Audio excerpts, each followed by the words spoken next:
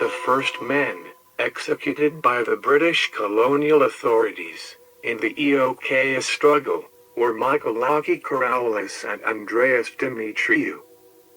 The Ethniki Organosis Kipri in Afghanistan, or EOKA struggle, was a Greek Cypriot nationalist paramilitary organization that fought to campaign for the end of British rule in Cyprus, and for eventual union with Greece. Cyprus, an island in the eastern Mediterranean, inhabited mostly by Greek Cypriots and Turkish Cypriots populations, was part of the Ottoman Empire until the 4th of June 1878, when in the aftermath of the Russo-Turkish War, it was handed to the British Empire. As nationalistic tendencies were growing in both communities of Cyprus, Greek Cypriots were leaning towards enosis, union with Greece, which was a part of the Megali idea. The origins of enosis date back to 1821, the year when the Greek War of Independence commenced, and the Archbishop of Cyprus, his archdeacon, and 3 bishops were beheaded, amongst other atrocities. In 1828, Count Ioannis Kapodistrias, the first governor of Greece, asked for the union of Cyprus with Greece, while small-scale uprisings also occurred. In 1878, when British General Wolseley came to Cyprus to formally establish British rule, he was met by the Archbishop of Kishin who, after welcoming him, requested that Britain cede Cyprus to Greece. Initially, the Greek Cypriots welcomed British rule, because they were aware that the British had returned the Ionian Islands to Greece in 1864. And they were also hoping for British investment in Cyprus.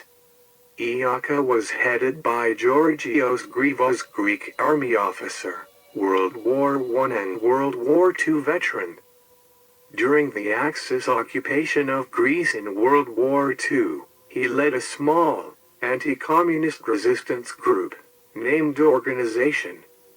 During the anti-communist struggle of December 1944 in Athens after the Axis withdrawal, he was saved due to British intervention. Grivos assumed the nom de guerre Digenis in direct reference to the legendary Byzantine Digenis Akritis, who repelled invaders from the Byzantine Empire. Second in command in EOKA was Grigoris Afxensiou, also a former officer of the Greek army. Afxensiou had graduated from the Reserves Officers Academy in 1950 without previous experience on battlefield. The main objective of EOKA was enosis, union of Cyprus with Greece. The organization adopted typical Greek national ideologies and displayed religious, conservative and anti-communist ideas. This was in agreement with the prevailing ideas of Cypriot society at the time. There was a widespread belief that leftists opposed national objectives, and provided a certain support to the colonial regime contrary to other contemporary anti-colonial insurgencies in Africa or Asia, which were led by Marxists. Grivos and Archbishop of Cyprus, Makarios III, disagreed about the way to rid the island of British rule.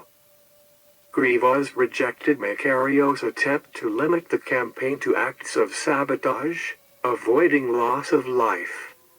Nevertheless, he shared Makarios' view that victory would be won by diplomatic means. Grivos' goal was to subject the British to continued relentless harassment, making it clear to them that occupation carried a price, while keeping enosis on the international diplomatic agenda. The British response to the EOKA campaign was crucial in this regard. Repression would on the one hand alienate the Greek Cypriot population from British rule, and on the other hand provide Makarios and the Greek government with a stick to beat the British with before the United Nations. EOK would ensure that there was a Cyprus problem and demonstrate to the world that the British could not resolve it. Michalakis Karaolis and Andreas Dimitriou, the two of them weren't connected to one another, save in their common support for expelling the British from the Mediterranean island and reuniting it to the Greek mainland. It was a long frustrated Hellenic dream. Michalakis Karaolis was born on February 13, 1933 in Paleokori and was the fourth child of Savas and Panagiota Karaoli. He graduated from the English school in Nicosia and was appointed a civil servant. At the same time, he was involved in athletics as an pole athlete. He was one of the first to join the National Organization of Cypriot Struggle and took part in the liberation struggle with the team of Polycarpos Georgikatsis to expel British colonialists from Cyprus and unite the island with Greece. On August 28, 1955, he and Andreas Dimitriou killed police officer Herodotus Paulis while he was watching a rally of the Communist Akel Party. Dimitriou escaped, while Karaolis was arrested in an ambush by the British forces and imprisoned in the central prisons of Nicosia. He and Andreas Dimitriou were sentenced to death on October 28, although the bullet that killed the Greek Cypriot police officer came from Dimitriou's gun. The British did not forgive him for not revealing his comrade during the interrogation.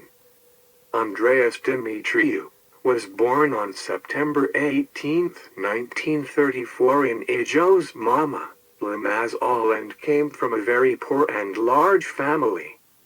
He studied for 3 years at the Night High School of Famagusta and then got a job at an explosives and hunting store.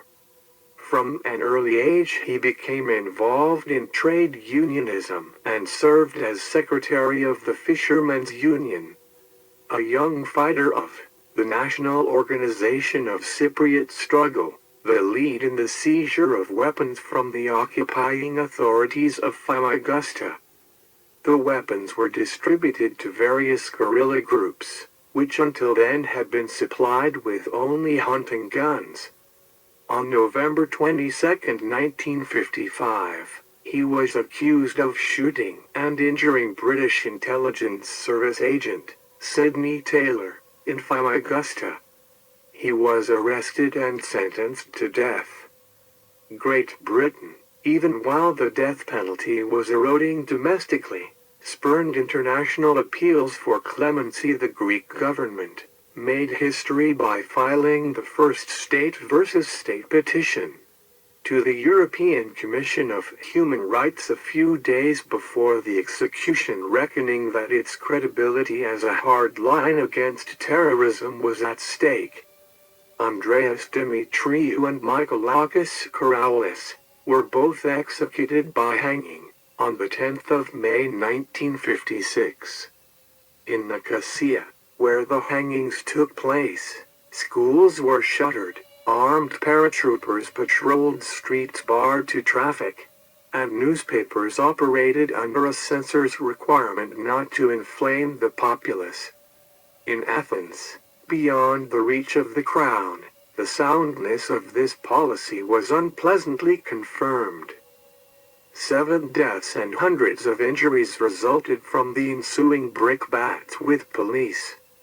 The mayor of Athens personally smashed up a tributary plaque to Queen Elizabeth II. And in retaliation, the IACA subsequently executed 2 British soldiers it had captured. Gordon Hill and Ronnie Shilton. Although British skepticism over this claim required an additional statement clarifying the matter. Michalakis Karaolis was 23 years, and Andreas Dimitriou was 22 years, at the time of their execution. Thank you for watching Death Row.